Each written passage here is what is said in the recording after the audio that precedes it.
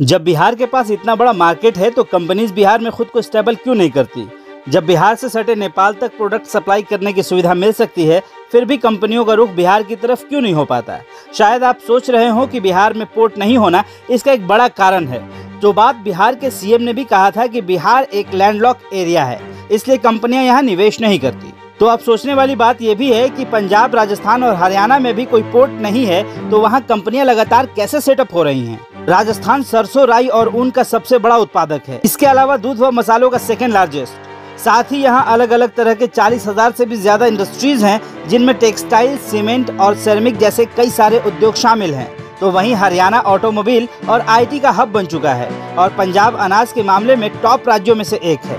लेकिन इसके अलावा आईटी, लेदर वर्क, सेमीकंडक्टर और स्पोर्टिंग गुड्स जैसे कई सारे सेक्टर्स आपका ध्यान खींचने पर मजबूर कर देते हैं। तो ऐसे में बिहार में इंडस्ट्रीज न होना पोर्ट न होने का कारण तो नहीं हो सकती।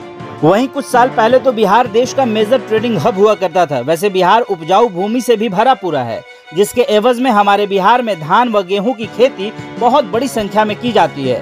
इसके अलावा बिहार का शाही लीची, जर्दालू आम, कतरनी चावल और मगही पान तो वर्ल्ड फेमस है, जो समय समय पर बाहर इंपोर्ट तो किया जाता है, पर उसके लिए कोई टीम वर्किंग नहीं है, जिससे ये प्रोडक्ट्स बिजनेस का आकार नहीं ले सकते हैं, या फिर इनसे खुलने वाले रास्तों की वजह से दूसरे प्रोडक्ट्स को बाहर भेजकर बिहार में कंपनीज को न्योता दिया जा सके, लेकिन ऐसा हो नहीं पाता।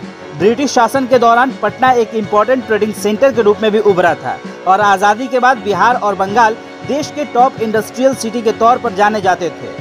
आज भी कई ऐसे लोग मौजूद हैं जिन्होंने पटना के महेंद्रू घाट पर मालवाहक जहाज़ों को देखा होगा, पर धीरे धीरे ये भी समाप्त ही हो गया। पर 1952 के बाद फ्रेट इक्वलाइजेशन पॉलिसी लाई गई, जिस पर माल ढोने में लगने वाले खर्च पर सरकार सब्सिडी देने लग गई, जिससे कंपनियों को जहां सहूलियत के मुताबिक जमीनें मिलने लगी, उन्होंने वहीं इंडस्ट्रीज लगानी शुरू कर दी। और जो इंडस्ट्रीज बिहार में एस्टैब्लिश भी थी, वो भी यहाँ की खराब पॉलिसीज और प्रॉब्लम्स की वजह से बंद कर जाने को मजबूर हो गई।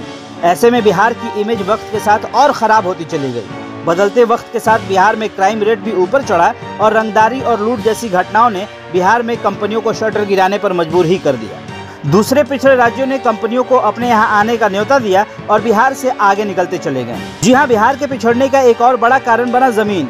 जी हाँ, किसी भी कंपनी को सेटअप करने के लिए बहुत बड़े जमीन की जरूरत होती है, पर इस जमीन को बिहार में हासिल करना कंपनीज के लिए लोहे के चने चबाने जैसा मुश्किल है।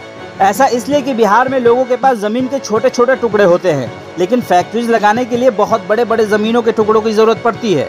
ऐसे में अगर कोई कंपनी यहाँ जमीन लेना चाहे तो उसे जमीन के कई मालिकों से जमीन खरीदनी होगी। तो कंपनी एक जमीन खरीदने के लिए इतना वक्त तो बर्बाद नहीं करना चाहती और वो दूसरे राज्यों में ही सेटल हो जाती है। अब कंपनीज बिहार में लानी है तो सरकार को जमीन मामले में कंपनीज की सहायता तो करनी पड़ेगी, तभी बिहार में कंपनीज लग पाएंगी, वरना लैंडलॉक एरिया बताकर बिहार का भला तो कभी नहीं हो पाएगा।